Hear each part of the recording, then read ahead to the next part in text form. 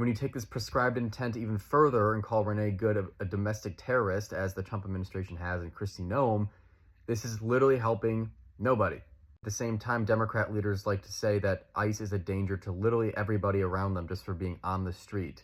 And they love to ignore the whole car aspect of the incident and pretend like Renee Good was just point blank shot and killed for no reason by an ICE agent who just walked up to someone in the street and killed them.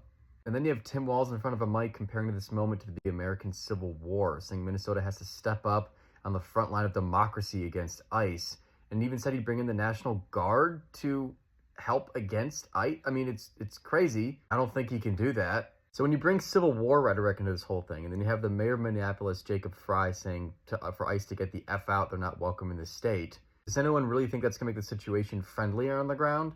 When you mobilize a whole state against the federal law enforcement? I'm all for calling out specific instances of ICE wrongdoing. People should do that. The government should be held accountable. But not being specific and just posting ICE at large and border law enforcement at large, painting ICE as the anti-democratic force that you have to hold the line against, possibly using your own state government to do so, while saying get out, it's pretty bad, and it's crazy. And when you do this, you're also ignoring why someone like Renee Good was in the situation she was in the first place. She was a part of ICE Watch and was literally trained on how to fight arrests and to harass and impede ICE agents, which was what she was doing and what got her in the situation she was in. Democrat leaders can't keep calling ICE the Gestapo, like Tim Walz said, while ignoring people on the ground like Renee Good who constantly harass ICE on a daily basis and expect that more situations like this won't keep occurring. Stop impeding law enforcement.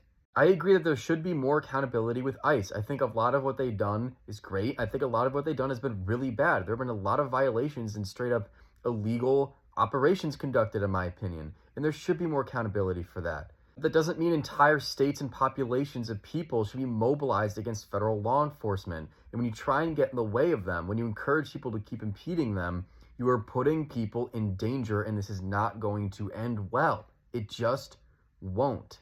Nobody's attempting to problem solve, and everyone is trying to raise the temperature as high as they can, and I really hope the average American doesn't fall for this crap, because I'm sure as hell not going to go into a civil war over frickin' ICE.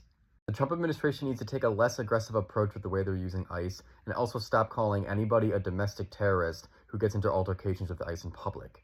Stop prescribing intent. And the left, if they feel the need to, should keep calling out ICE, but be specific. Don't oppose federal law enforcement at large.